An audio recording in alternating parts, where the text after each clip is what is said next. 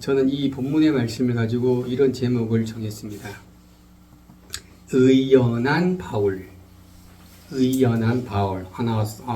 Unauthorized 바울. 의연한 바울이라는 제목으로 하나님의 말씀을 전하도록 하겠습니다. 오늘은 결론의 말씀을 먼저 드리겠습니다. 결론적인 내용의 말씀을 먼저 드리겠습니다. 오늘 초록색 박스의 글자를 한번 읽어볼까요? 시작. 상황은 스스로 어떤 힘을 나에게 주지 않는다. 다시 한번 시작. 상황은 스스로 어떤 힘을 나에게 주지 않는다. 이것이 결론의 말씀이에요. 여러분, 상황은 나에게 어떤 힘을 나에게 주지 않는다. 우리는 상황이 우리에게 엄청난 위협을 준다고 생각합니다. 그런데 그렇지 않습니다.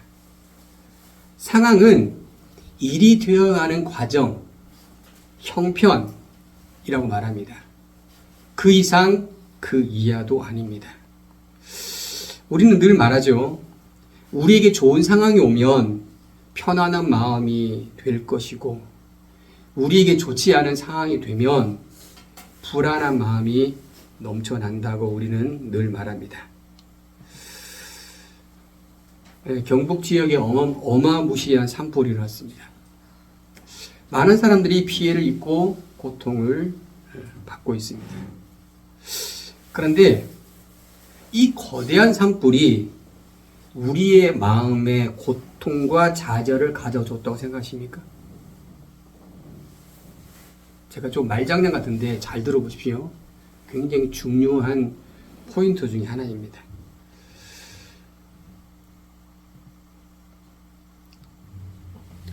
어느 날 우리에게 엄청난 물질이 오면 우리의 마음이 어떻겠습니까?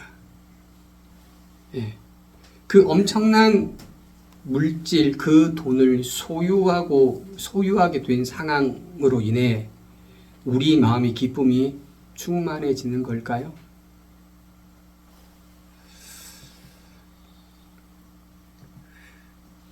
많은 돈 자체가 큰 기쁨을 주는 것이 아니라는 것입니다. 이거는 상황입니다. 돈을 받아들인 우리가 그 돈을 보고 스스로 기쁨을 만든다는 것입니다. 그러니까 많은 돈이 우리에게 기쁨을 전해주는 것이 아니라는 거예요. 그 돈을 소유하게 됨으로 말미암아 내가 기쁨을 내 속에서 만들어낸다는 것입니다. 만약에 이 돈이 내 소유가 아니고 저 은행에 있는 은행 창고에 있는 돈이라면 우리가 기쁨을 만들어낼까요? 똑같은 돈인데 왜 내가 소유한 것은 기쁨을 만들어내고 저 은행 창고에 있는 돈은 기쁨을 만들어내지 못할까요? 그러면 이렇게 또 한번 얘기할 수 있을 것입니다. 경북에 일어난 많은 큰 산불이 큰 고통을 가져다 줬다고 생각을 하는 거예요. 근데 그렇지 않다는 거예요. 산불 자체가 우리의 큰 고통을 준 것이 아니고 그 산불이 우리의 삶에 들어옴으로 말미암아 우리의 삶에 영향을 주니 우리가 고통과 슬픔과 아픔을 만들어냈다는 거예요. 이 산불이 경북이 아닌 저 미국에 있는 곳에서 일어났다고 생각해 봅시다. 그러면 우리가 그 산불로 인하여 우리의 고통을 만들어내나요? 그렇지는 않다는 것입니다. 다시 말씀드리면 상황이 스스로 어떤 힘을 만들거나 어떤 힘으로 존재하지 않는다는 거예요. 상황 스스로 어떤 것을 우리에게 영향을 주지 않는다는 것입니다.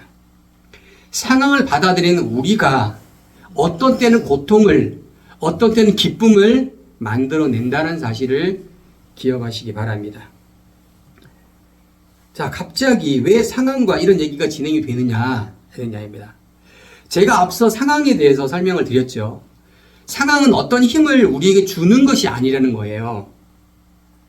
근데 상황이 갑자기 어느 순간에 두려움을 주고 편안함을 주는 경우가 있습니다. 이것은 어떤 경우냐면 우리 인간이 가지고 있는 사고 체계에서 만들어진 것이 아니고 동물적인 사고 체계에서 만들어지는 거예요. 아니죠. 동물적인 사고 체계에서 동물적인 본능 체계인 것입니다. 동물은 상황이 만들어지면 즉각적으로 기쁨을 나오든지 즉각적으로 고통이 오든지 둘 중에 하나가 찾아오는 것입니다. 인간이 느끼는 사고 체계는 이런 동물의 체계와 좀 다릅니다. 어떤 것이냐면 상황이 오면 이런 절차들을 거쳐간다는 것입니다. 상황에서 행동까지 거쳐가는 이 단계적인 것이 바로 뭐냐면 인간이 가지고 있는 사고 체계라는 거예요. 상황이 왔을 때 즉각적으로 편안함과 두려움의 감정이 나타나는 것은 동물이 가지고 있는 본능의 체계예요. 인간이 가지고 있는 사고 체계는 이 본능의 체계보다 더 많은 체계를 가지고 행동하게 되어 있는 것입니다. 그러면 인간이 가지고 있는 이 사고 체계에 대한 설명을 잠깐 해보도록 하겠습니다. 상황이 곧바로 나타나면 우리가 어떤 사고 체계가 발동이 되냐면 믿음의 체계가 발동이 됩니다. 이거는 곧 신념의 체계라고 합니다. 그 신념의 체계와 믿음의 체계를 거치면 무엇이 나타나냐? 바로 그 신념의 체계를 가지고 해석을 하는, 판단을 하는 과정을 거치게 됩니다.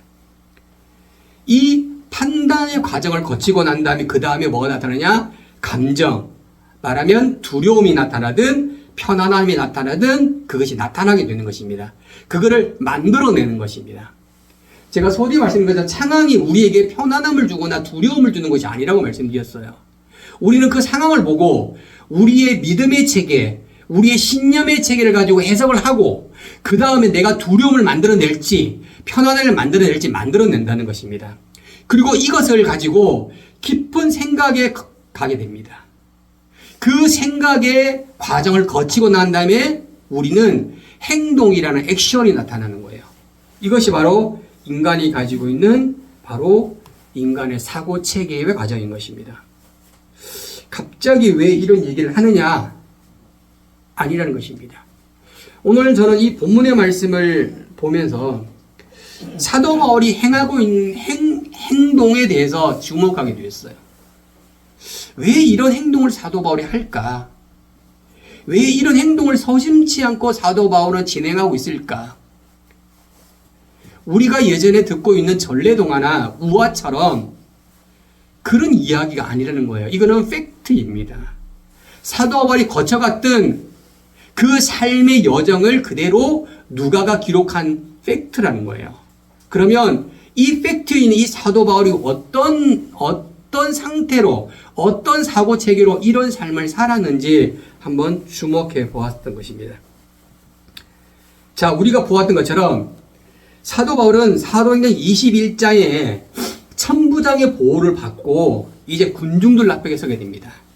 저희가 지난주에 나눴던 말씀처럼 사도 바울은 21장 1절부터 21절까지 자신의 간증, 설교를 진행했어요. 그가 어떻게 예수를 믿게 됐고 어떻게 예수를 만나게 됐고 그리고 그의 삶은 무엇인지에 대한 것은 지난주 설교의 말씀을 제가 드렸습니다.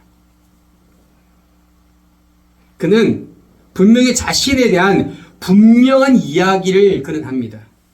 자신은 예수님이 자신에게 오셔서 예수님이 자신에게 무엇이라고 말씀하시냐면 이방의 택한 그릇이다라고 말씀하시고 그렇게 너를 사용할 것이라고 이야기를 합니다. 그런데 그 설교가 끝나자마자 오늘 22절의 말씀 보면 이 말을 하는 것까지 그들이 듣다가 소리를 질러 이르되 이런 자는 세상에서 없애버리자 살려둘 자가 아니다라고 군중이 소리치기 시작합니다. 사도 바울이 자신의 설교를 하지 않았다면 이 군중에 이런 엄청난 소요를 일으키지 않았을 것입니다. 마치 불이 난 곳에 석유를 붓듯이 사도 바울은 간증을 통해서 어마무시한 불꽃이 소요의 불꽃이 일어나기 시작한 것입니다. 사도행전 22장 22절부터 23절입니다. 우리 빨간색 박스와 빨간색 글자를 읽어볼까요? 시작. 이러한 자는 세상에 없애버리자 살려둘 자가 아니라 떠들며 옷을 벗어 던지고 티끌을 공중에 날리니라고 성경 말하고 있습니다. 아니 사도 바울이 이걸 예측하지 못했나? 지금 사도 바울이 자신의 설교를 통해서 벌어진 일입니다. 이걸 좀 더 지금과 설명을 제가 설교를 하고 난 다음에 여러분들이 저를 죽이겠다는 거예요. 사도 바울이 전한 것은 하나님의 말씀이고 하나님의 팩트예요. 근데 그들이 그 말을 듣자마자 바울을 죽여버리겠다는 거예요. 그 바울 앞에서 소리를 치면서, 그리고 그것이 어떻게 해요? 옷을 던져버리고 티끌을 공중에 날렸다라고 성경이 말합니다. 이게 뭔지 압니까? 이 유대인들이 이런 행동을 하면 무엇에 대한 반응이냐면 신적 모독을 느꼈을 때 하는 반응이에요. 사도 바울이 지금 신적 모독을 현재 하고 있다. 그러니 사도 바울은 지금 죽여도 되는 사람이다라고 순종들은 소리치고 외치고 있다는 것입니다.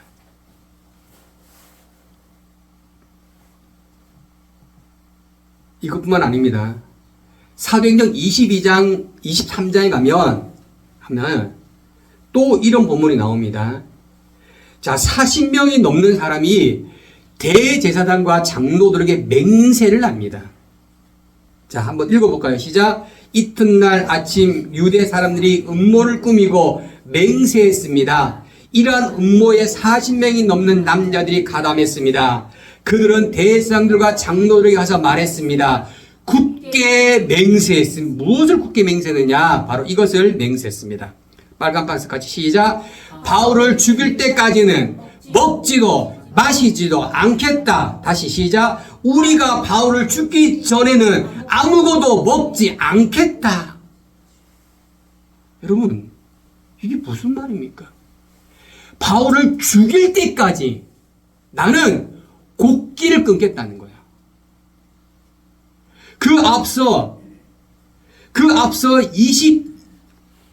앞서 있었던 그 내용보다 한층 더 진보되고 더 극양된 구급파들이 나타난 거예요. 내가 안 죽으면 저 사람 죽이든 저 사람을 안 죽으면 내가 죽든 하겠다는 거, 사생 결단을 내겠다는 거예요. 그럼 이거 뭡니까? 바울은 무조건 죽이겠다는 거예요.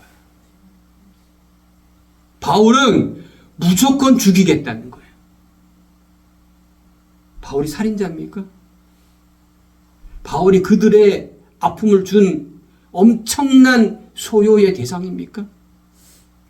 무엇이 간데 바울을 죽이겠다라고 조용히 음모를 꾸는 것이 아니라 수많은 많은 대중들이, 그리고 특별한 군대, 여기 40명이 넘는 남자가 지원을 한 거예요. 바울을 죽여야겠다고. 먹지도 않겠다고. 물도 밥도 먹지 않고 저 바울을 죽이겠다고. 굳게 맹세를 했다는 것입니다. 여러분, 이런 얘기를 들으면 마음은 어떤 마음이 드는 것이 보편적일까요? 다른 사람이 나를 죽이겠다는데, 내가 안 죽으면 저 사람 죽겠다는데, 한 사람도 아니고 많은 사람이 바울을 죽이겠다는데, 이런 말을 들으면 바울이 어떨까요? 아마 이런 마음이 들지 않을까요? 걱정된 마음, 두려운 마음, 좌절의 마음, 쫄리는 마음이 그에게 찾아오지 않을까요? 아마도 이것이 정상일지 모르겠어요. 아니, 바울이 엄청난 잘못을 했다면 어쩌면 이런 벌을 받아야 되는데, 근데 바울이 했던 행동을 보면서 과연 그러냐. 그것을 공공연하게 수많은 많은 사람들 앞에 하고 있다는 것입니다. 살인하겠다는 것을, 살인자가 되겠다는 것을 그들은 떳떳이 말하고 있다는 거예요, 지금. 그런 마음을 전달받은 바울은 어떠냐. 여러분, 우리 몸에 암세포가 찾아왔습니다. 그리고 시한부의 삶을 선고받았습니다. 과연 우리는 의연한 모습으로 삶을 살 수 있을까요? 우리의 삶에 재정적인 파탄이 왔습니다. 재정적 위기가 왔습니다. 잘못된 나의 한 번의 선택으로 말미암아 수많은 많은 우리 가족들이 큰 재정의 어려움에 직면하게 됩니다. 과연 이 삶 앞에서 당당하게 살 수 있을까요? 더 이상 한 걸음을 걸어갈 수 없는 그런 절망의 길이 우리에게 도달되었습니다. 과연 이 절망 앞에 새로운 길을 걸어갈 수 있을까요? 이런 건강의 악화와 재정의 파탄과 희망이 절단되는 이 삶이 우리 앞에 놓여져 있다면 아마도 우리는 걱정과 두려움과 좌절과 이 쫄리는 마음으로 그렇게 우리의 삶을 종결 지으려고 할 것입니다.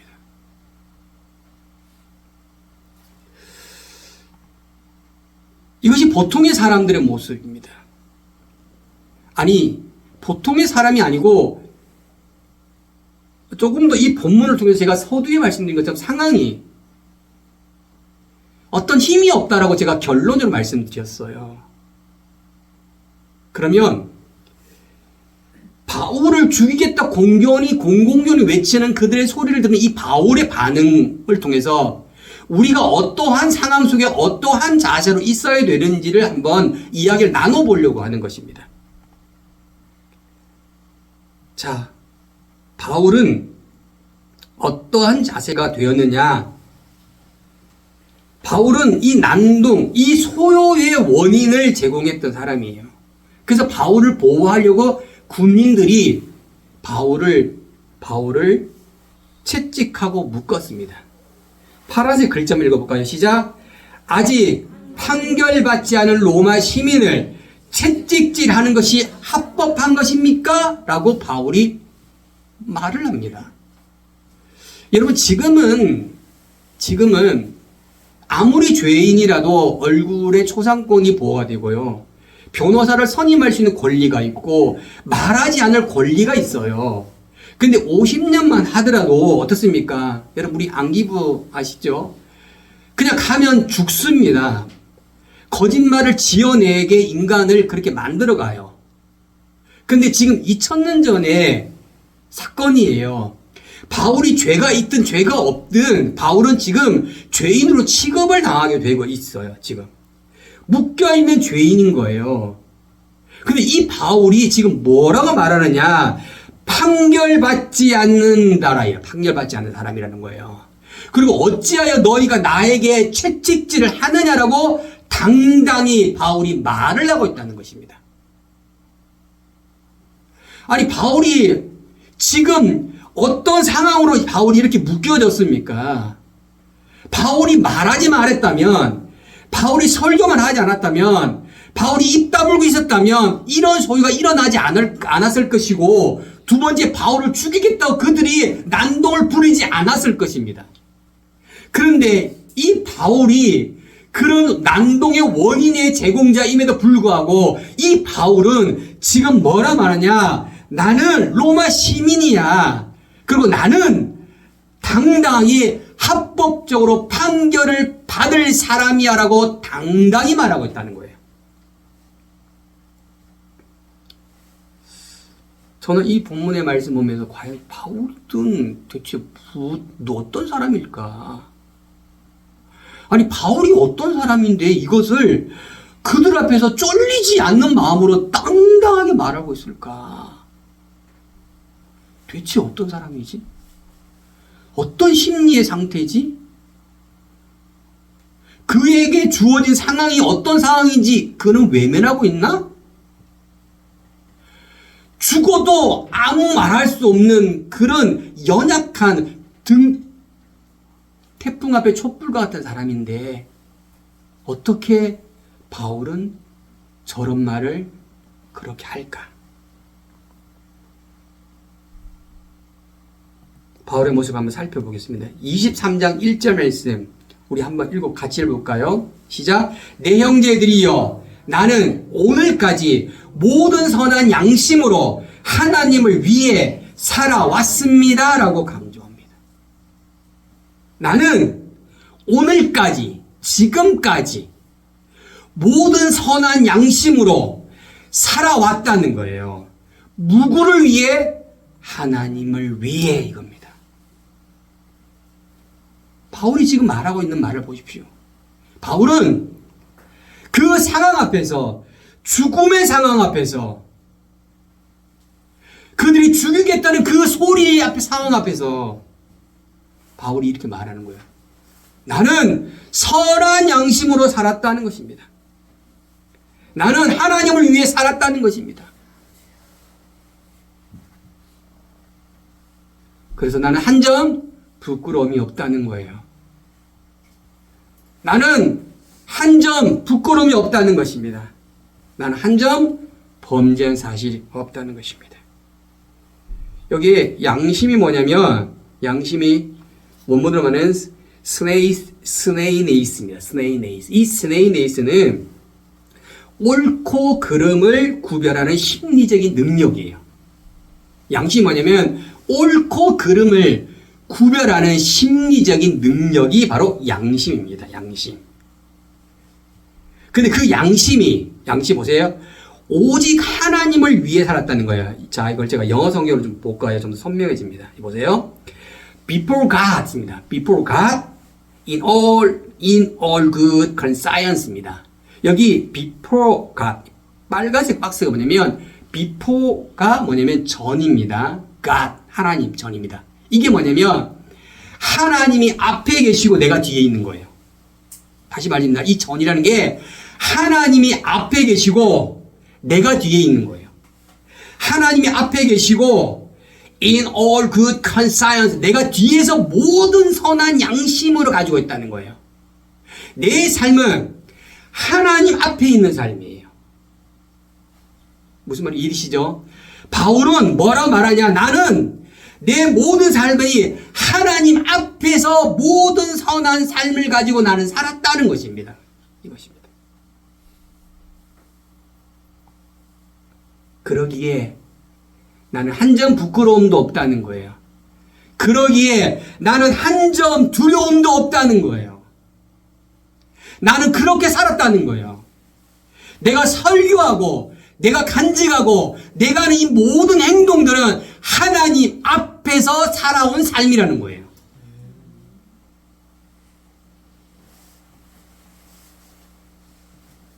그런데 말씀을 더 볼까요? 바울은 당당했습니다. 죄인의 모습으로 잡혀있는 이 바울은 더 당당했습니다. 오른쪽에 있는 이 사람은 바로 대제사장 아나니아입니다. 원래 바울은요, 대머리예요, 대머리. 예, 바울은 대머리입니다. 그 바울이 뭐라 말하냐? 내 형제들이여, 나는 오늘까지 모든 선한 양심으로 하나님을 살았습니다라고 그들 공회 앞에 선언합니다. 선언합니다. 조용히 말하는 것도 아니에요. 근데 아나니아가 이 말을 듣고 뭐라고 하는지 압니까? 이렇게 말합니다. 그 입을 치라. 그 입을 치라. 그렇게 말하는 그 바울의 입을 치라라고 이제 옆에 있는 사람에게 말합니다. 바울은 그 말을 듣자마자 이렇게 말합니다. 사도행 23장 3절 말씀을 같이 읽어보고 시작. 하나님께서 당신을 치실 것이요 당신은 회칠한 무덤과 같소. 당신은 거기 앉아 율법에 따라 나를 심판하면서 도리어 당신 자신은 율법을 어기고 나를 치라고 명령하고 있소라고 말합니다. 아니 바울이 쫄린다면 주눅 들었다면 어떻게 이 말을 그 대제사장 앞에서 당당히 말할 수 있겠습니까? 바울은 지금 한 점의 두려움도 한 점의 쫄리는 마음도 한 점의 위축함도 없습니다.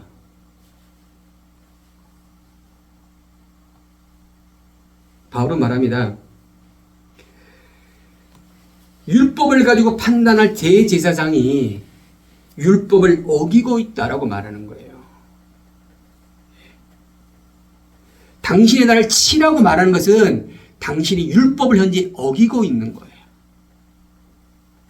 근데 그 율법을 가지고 나를 치라고 말하는 것은 당신이 율법을 어겼다는 거예요. 그러면 당신이 율법을 어기면서 율법을 어기지 않는 나를 향해서 죄 있다라고 말하는 거예요. 그것은 무엇을 말하느냐? 당신이 율법을 가지고 다른 사람을 함부로 행하고 있다는 거예요. 그것은 율법의 도구를 가지고 많은 사람에게 죄를 물고 있다는 거예요. 이것은 결국 그 아나니아가 어떤 사람이냐? 율법을 가지고 자신의 욕구를 취하고 있다는 것을 설명해내고 있는 것이 바로 오늘 본문의 이야기인 거예요.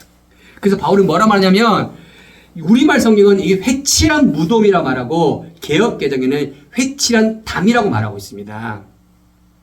여러분 회칠이 뭡니까? 하얀색을 칠하는 거예요. 제가 필리핀에 갔을 때 뭘 느꼈냐면 무덤이 흰색이야. 흰색. 우리나라처럼 이렇게 묻어가지고 이렇게 잔디를 하는 것이 아니고요. 네모 말하면 콘크리트를 만들고 거기다 그 집어넣는 거예요. 그리고 흰색을 막 칠해놔요. 그게 뭐냐? 무덤이 무덤. 자신을 하얀색으로 그냥 포장하는 거예요. 그 속에는 뭐입니까? 썩어 있는 냄새가 나는 거예요. 이것을 지금 바울이 어떤 상황에서 말하고 있습니까? 묶여있는 상황이에요. 죄인이라고 취급되는 상황이에요. 사람들을 죽이겠다고 하는 상황이에요. 그 상황 앞에서 대제사장에게 이렇게 강력히 외치고 말하고 있는 거예요, 지금.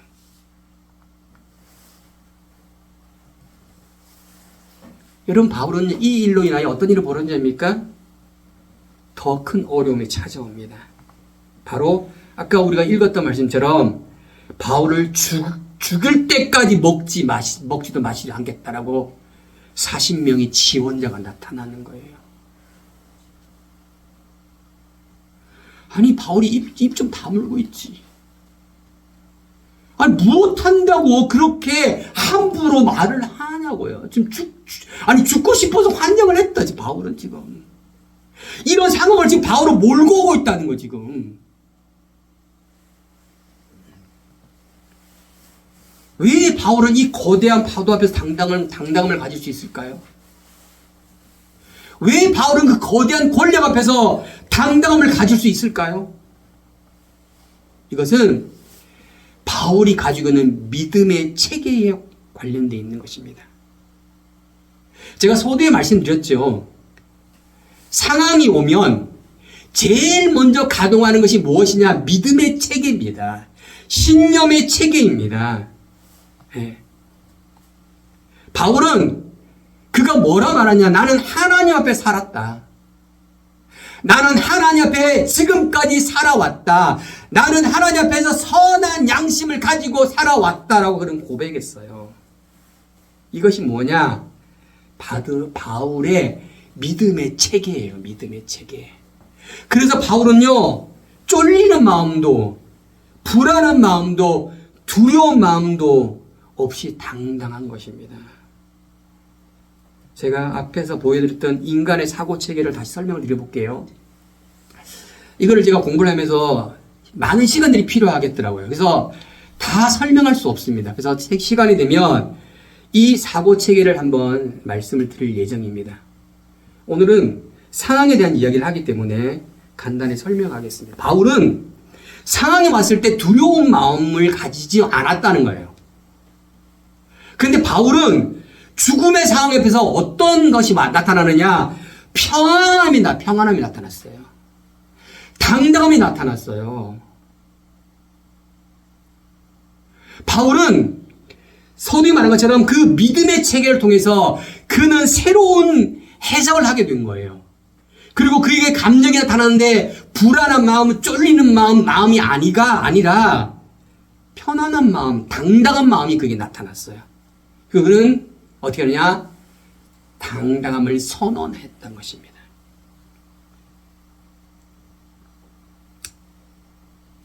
그러면 바울이 왜 이런 것을 했는지에 대한 그의 앞선 믿음의 체계를 한 번 더 살펴보겠습니다. 자, 11절에 가면 어떤 일이 벌어지냐면 23장 4절부터 10절까지 어떤 일이 벌어지냐면 바울이 사두개인과 바리새인의 두 부류에게 부활이라는 논쟁을 던져줍니다. 사두개인은 부활을 믿지 않아요. 근데 바리새인은 그 부활을 믿거든요. 그래서 그 논쟁을 통해서 소요가 일어납니다. 엄청난 소요가 갑자기 바울에서부터 두 집단으로 번져지는 거예요. 바리새인 파와 사두개인 파가 그 두 집단이 바울을 죽이려고 모았는데 이 바울의 두 집단이 싸움이 벌어지기 시작한 거예요. 그러니까 로마 군인들이 찾아와서 이 두 집단 뜯어 말립니다. 자, 11절 보면 이렇게 말합니다. 그 사건이 일어난 그날 밤에 주께서 바울에게 서서 말씀을 하는 거예요. 뭐라고 말했냐? 이렇게 말합니다. Take courage. 용기를 가져라. 용기를 취하여라. 용기를 가져라. 테이크아웃 아시죠? 여러분 커피 테이크아웃은 뭡니까? 커피를 잡고 나가는 게 테이크아웃이에요. 용기를 붙들고 있으라는 거예요. 용기를 붙들고 있으라는 거예요. 그리고 또 뭐라 말씀하시냐면 이렇게 말씀하십니다. For as you have testified to the fact about me in Jerusalem. 여기 빨간색을 보시면 have testified예요. 이게 뭐냐면 현재 완료라는 것입니다. 이 현재 완료는 그 과거의 시점부터 현재까지 계속 지속적으로 하고 있는 것이에요. 무엇을 하고 있느냐? testify는 증언하다는 거예요. 증언하다. 너는 지속적으로 그 과거의 시간부터 지속적으로 현재까지 계속 증언했다는 거예요. About me, 나에 대해서요. 나에 대해서. 하나님에 대해서, 예수에 대해서 지금까지 지속적으로 계속 하고 있다는 거예요. 지금 현재 인 예루살렘 안에서도예요. 무슨 말이 이해되시죠? 지금까지 너는 계속 진행했어. 자, 보세요. 이제 더 나은 것이 나옵니다. So you must testify also in Roma입니다. 이 so는 앞에 있는 내용과 뒤에 똑같은 것을 말하는 거예요. 그래서 여기 파란색 글자 보시면 must testify. 이 must가 뭐냐면 must는 의무예요. 해야 합니다. 해야 합니다. 근데 이게 어떻게 해야 합니다가 100% 해야 합니다. 무슨 말이 있습니까? 해 주세요가 아니에요. 너는 100% 해야 된다는 거예요. 100%. 마스터 테스트파이 말했죠. 증언. 너는 100% 증언해야 된다는 거예요. 너가 예루살렘에 있을 때까지 계속 증언한 것처럼 너는 100% 증언해야 된다는 거예요. 인 로마 안에서.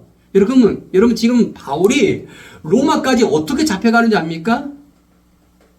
죄인처럼 잡혀가게 되는 거예요. 죄인의 모습으로 로마에 잡혀가게 되거든요. 근데 그 죄인의 신분으로 너는 뭐 하라고요? 증언하라는 거예요. 증언하라는 거예요. 아니 죄인의 마음으로 쫄려고 원망하고 하나님을 원망하고 하나님 앞에 욕을 하고 하나님 못 살겠습니다라고 투덜투덜 해야 하면 맞는데 지금 하나님 뭐라 말씀하시냐면 너가 지금까지 나에게 증언했잖아. 그런데 앞으로도 그렇게 해야만 한다. 할렐루야. 이렇게 말씀하십니다. 바울의 마음은 강철인가요? 그럼? 바울은 죽음 앞에서 그냥 아무렇지도 않나요? 그 죽음이 바울을 비껴가나요?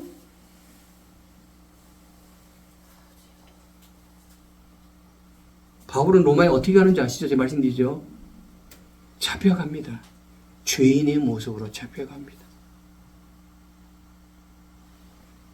바울은 자신이 해야 될 일에 믿음의 체계를 가지고 있기 때문에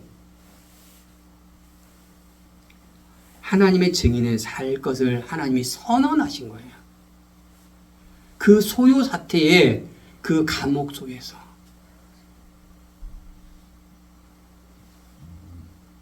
이것이 바울이 가지고 있는 믿음의 체계였다는 사실입니다. 이 믿음의 체계가 있으면 그 죽음의 상황이 나에게 찾아온다고 해도 그 죽음이 두려움으로 나를 엄습하지 않는다는 거예요. 바울이 그렇게 한 것처럼 그렇게 하지 않는다는 거예요, 지금.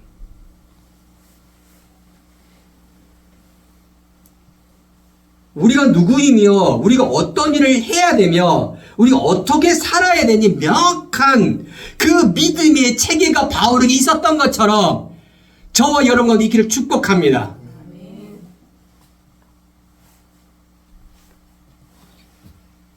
바울 속에 있는 그 믿음의 체계, 신뢰의 체계가 어떻게 형성되어 있는지를 한번 살펴보겠습니다. 자, 말씀을 같이 읽어봐요. 사도행전 9장 15절의 말씀이에요. 시작.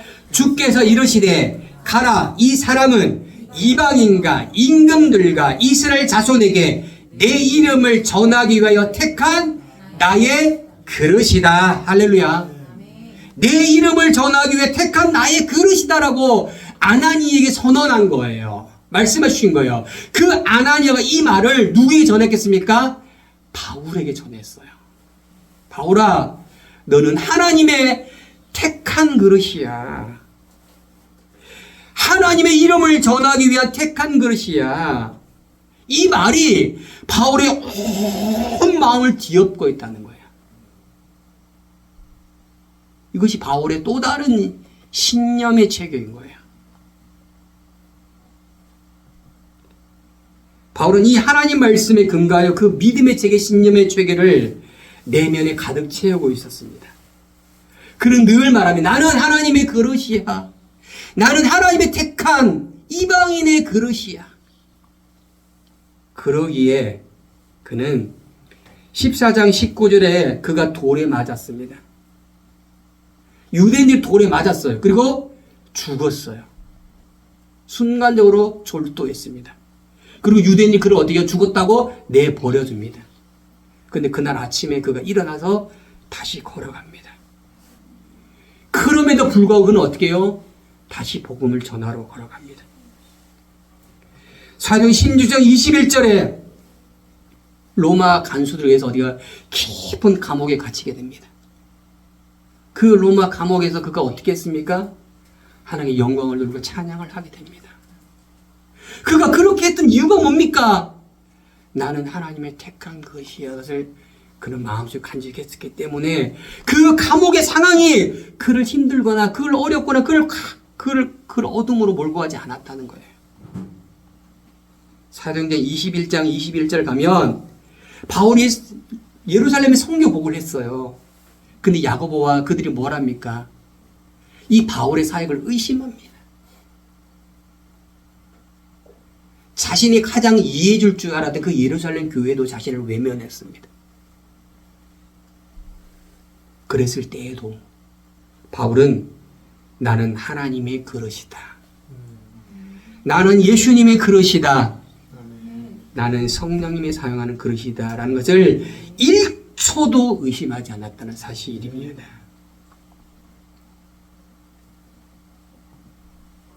여러분, 바울에게 사방에서 고난과 어려움이 그에게 찾아옵니다. 사방에서 그에게 찾아옵니다. 그러면 바울은 좌절이나 원망을 해야만 될 수밖에 없었어요. 그런데 바울은 그렇지 않았다는 사실입니다. 바울이 뛰어나고 이상한 사람이기 때문에 그랬습니까?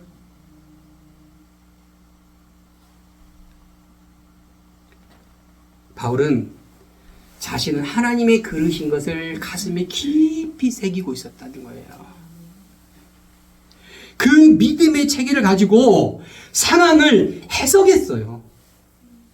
그 믿음의 체계를 가지고 상황을 판단했어요. 그러니 그 상황이, 죽음의 상황이 그냥 담담함으로, 당당함으로 그에게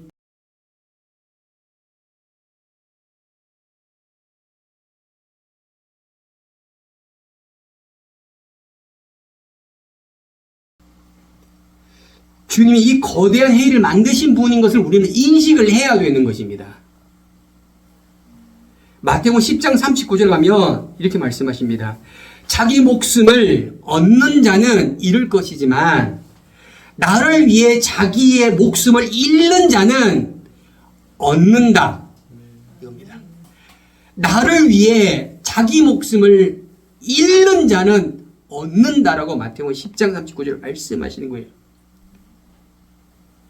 내 목숨을 잃어버리면 내가 목숨을 얻는다고 하는 이 믿음의 체계가 누구에게 있느냐? 바울에게 있다라는 사실을 기억하십시오. 그러니 바울은 그 두려움으로 그에게 다가오지 않는 거예요. 그 두려움이 그에게 엄습하지 않는 거예요. 분명히 두려움을 겪을 수 있는 상황이지만 그 두려움이 두려움으로 여겨지지 않는다는 것입니다. 우리는 이 어려움 속에서 우리의 진짜 믿음의 체계를 발견하게 되는 거예요.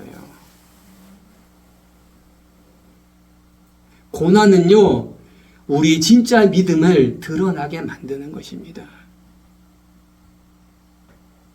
나를 적나라하게 만드는 것입니다. 하나님 왜 욥에게 그런 고난을 주셨느냐? 그 욥의 진짜 모습, 너의 진짜의 믿음의 모습을 하나님이 드러나게 하시는 거예요. 그러면 드러난 그 믿음을 가지고 우리가 무엇을 해야 됩니까? 내가 잘못된 믿음의 체계를 가지고 있는 일을 고백하고 회개하고 새로운 것을 만들어내야 되는 것입니다. 그런데 그는 하나님을 원망하고요. 친구를 원망합니다.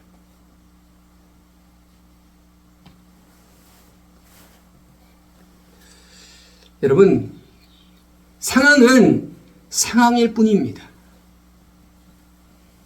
상황이 엄청난 힘을 가지고 있지 않다라는 것을 기억하시기 바랍니다.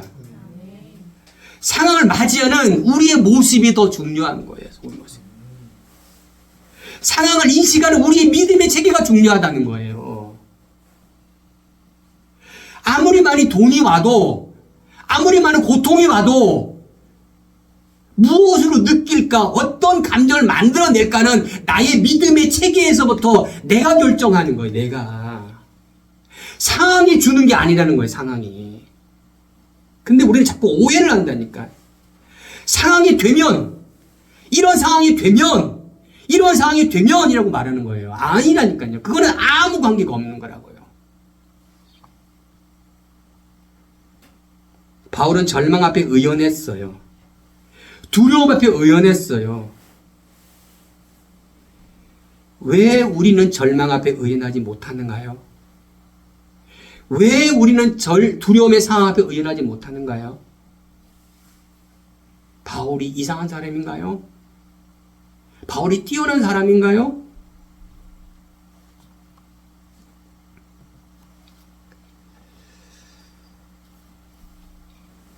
우리의 모습은 어떠합니까?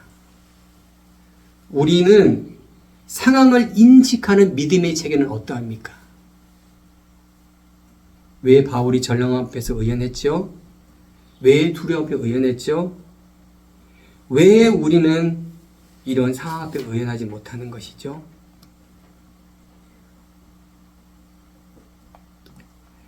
자, 우리 초록색 글자를 읽어볼까요? 시작. 절망의 상황 앞에 의연한 땡, 여러분의 이름을 하는 거예요. 아셨죠? 같이 시작. 절망의 상황 앞에 의연한, 다시 한번 시작. 절망의 상황 앞에 의연한, 아멘. 왜냐? 우리는 성령의 약속으로 근거한 믿음의 체계가 있기 때문에 그런 거예요. 믿습니다가 아니고요. 우리는 약속의 탄탄한 약속의 그 바위 위에 세워진 집을 짓고 있기 때문에, 그래서 우리는 든든한 기초가 있다는 거예요. 기초가. 그 기초 콘크리트에게 건설하는 거예요. 우리 기둥을 세우는 거예요. 기둥을. 우리 믿음의 체계를 먼저 잡아 가셔야 돼요. 약속을. 그래서 말씀을 자꾸 들으라는 거고 말씀을 채워라는 것이 바로 그겁니다. 이것을 안 채우면 우리 믿음의 체계는 안 쌓여지는 거예요. 안 쌓여져. 상황만을 자꾸 바꾸려고 한다니까. 더 화려하게, 더 좋게, 아니, 그거는 상황이잖아. 그렇잖아요. 상황에 우리를 만들어내지 못한다니까요. 우리의 믿음의 체계가 어떠하나 따라서 상황이 바뀌어진다고요. 절망이 있어도 절망이 아니라고요. 네. 아무것도 없어도 초막이라도 궁궐이라니까요. 그게. 왜 그럴까요? 바로 그가 가지고 있는 그 믿음의 체계이기 때문에 체계. 그 믿음의 체계가 주의 말씀이 되기를 축복합니다. 주의 말씀이 되셔야 되는 거예요. 그래야지 내가 이 상황 앞에서 우리 앞에 수많은 상황이 닥쳐올 텐데 그 상황을 뛰어넘을 수가 있지 않을까요? 자식이 힘들게 하고 우리의 몸이 아파지고 내가 계획하는 모든 것이 어그러지고 여러분 이런 상황이 우리에게 도달하면 우리는 어떻게 해요? 절망하고 삶을 포기해야 돼요. 인생은 그냥 고통입니다. 고통. 삶을 살아오신 분들 모르죠. 기쁜 일이 많습니까? 슬픈 일이 훨씬 많죠. 고통스러움이 훨씬 많아요.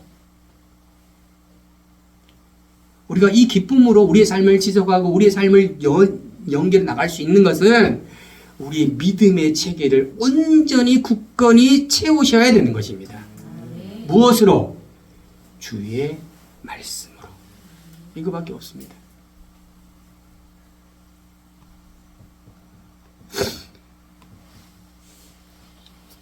경북 산불이 진화가 됐습니다, 여러분.